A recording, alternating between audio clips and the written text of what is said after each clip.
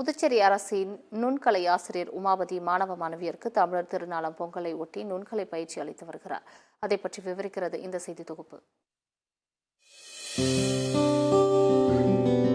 புதுச்சேரி அரசு உயர்நிலைப் பள்ளியில் பல ஆண்டுகளாக பணியாற்றி வந்தவர் நுண்கலை ஆசிரியர் உமாபதி.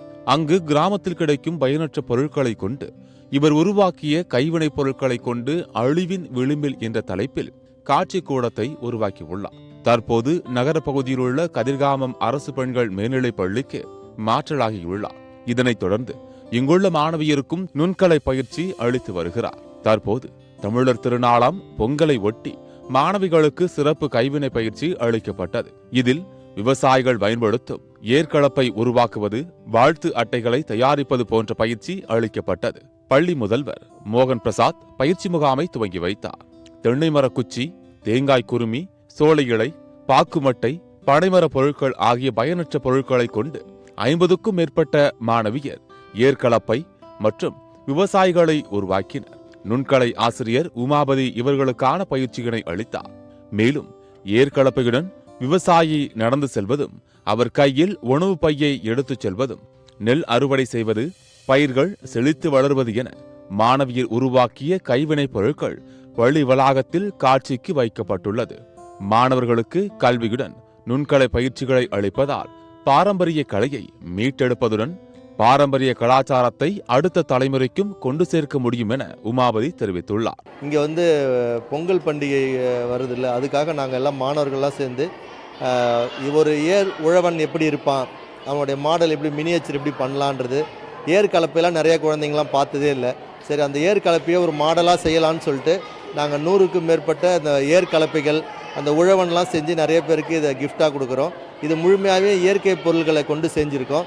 இதேபோல் மாணவியர் தங்களது கைவண்ணத்தில் 100க்கும் மேற்பட்ட வாழ்த்தட்டைகள் உருவாக்கினார்கள். வாழ்த்து அட்டையில் பொங்கல் பானை, கோலம், மாடுகளை குளிப்பாட்டுதல், ஜல்லிக்கட்டு காளை, கரும்பு போன்றவற்றை வரைந்துள்ளனர். இதனை ஆர்வத்துடன் வரைந்த மாணவியர் ஆளுநர், முதலமைச்சர், அமைச்சர்கள், சட்டமன்ற உறுப்பினர்கள், பள்ளி ஆசிரியர்கள் மற்றும் முன்னாள் ஆசிரியர்களுக்கும் தங்களது நண்பர்களுக்கும் அனுப்புவதாக தெரிவித்தனர். வாட்ஸ்ஆப்பில் மட்டுமே வாழ்த்துக்கள் பரிமாறும் இன்றைய டிஜிட்டல் உலகில் தபால் அட்டையில் ஓவியம் வரைந்து வாழ்த்துக்களை அனுப்புவது மகிழ்ச்சியாக உள்ளதாக மாணவிகள் தெரிவித்தனர். நானும் இந்த போஸ்ட் கார்டில் இந்த மாட்டு பொங்கலுக்காக டிராயிங் பண்ணி இதை போஸ்ட் கார்டு எல்லாருக்கும் அனுப்புறதுக்காக ரெடி பண்ணோம். இதான் ஃபர்ஸ்ட் டைம் நாங்கள் அனுப்புகிறோம். எங்களோட பழைய சாருக்கு, சிஎம் சாருக்கு எல்லாருக்குமே நாங்கள் அனுப்புவோம்.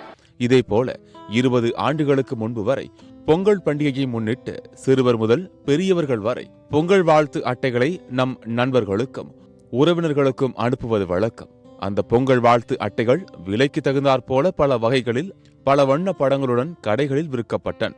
பொங்கல் பண்டிகை சமயத்தில் ஒவ்வொரு வீட்டில் இருப்பவர்களும் யாராவது பொங்கல் வாழ்த்து அனுப்பியுள்ளார்களா என்று அஞ்சல்காரரை ஆவலுடன் எதிர்பார்த்து காத்து கொண்டிருப்பார்கள். தம் வீட்டிற்கு பொங்கல் வாழ்த்து அட்டை வந்திருந்தால் சிறியவர் முதல் பெரியவர் வரை மகிழ்ச்சி அடைவார்கள். வாழ்த்து அட்டை அனுப்பியவர்களுக்கு பதில் பொங்கல் வாழ்த்தோ அல்லது நன்றி மடலோ அனுப்பி மகிழ்வார்கள். அந்த மகிழ்ச்சியான நினைவுகளின் காலம் போய் செல்பேசி பயன்பாடு வந்த நிலையில் தொடக்கத்தில் SMS வழியாக ஆரம்பித்து வாட்ஸ்அப், முகநூல், இன்ஸ்டாகிராம் போன்ற இணைய ஊடகங்கள் வழி அனுப்பும் வழக்கம் வந்துவிட்டதால் வாழ்த்து அட்டை அனுப்பும் முறை முற்றிலும் அழிந்துவிட்டது. மேலும் அழிந்துவிட்ட பொங்கல் வாழ்த்து அனுப்பும் அழகான வழக்கத்தை மீட்டெடுக்கும் வகையில் அரும்பார்த்தபுரம் திருவிக அரசு உயர்நிலைப் பள்ளி மாணவர்கள் தலைமை ஆசிரியர் வாசுவின் அறிவுறுத்தலின்படி ஆசிரியர் அன்பழகனின் துணையுடன் மாணவர்கள் அனைவரும் பொங்கல் வாழ்த்து மடலை தன் கையாலேயே தயாரித்து அதில் பல வண்ண ஓவியங்களை வரைந்து அட்டையின் உள்ளே பொங்கல் வாழ்த்து கவிதையும் எழுதி தன் உறவினர்களுக்கும் நண்பர்களுக்கும் அனுப்பியுள்ளனர். இவ்வகை கலைப்பணியினை மாணவர்கள் மிகவும் மகிழ்ச்சியுடன் செய்திருக்கின்றனர். எங்க மாணவர்கள் எல்லாருமே சேர்ந்து என்ன பண்ணியிருக்காங்கன்னா, போஸ்ட் கார்டில் பொங்கல் வாழ்த்து அவங்கவுங்களுக்கு கற்பனைக்கு ஏற்ற மாதிரி மாடு, பொங்கல் வைக்கிற மாதிரி கரும்பு, இதெல்லாம் அழகாக வரைஞ்சி அவங்க எல்லாருக்கும் நம்முடைய முதல்வர், அப்புறம் கல்வித்துறை செயலாளர், கல்வித்துறை இயக்குனர், இணை இயக்குனர், கவர்னர் எல்லாருக்குமே இதை போஸ்ட் பண்ண போகிறாங்க.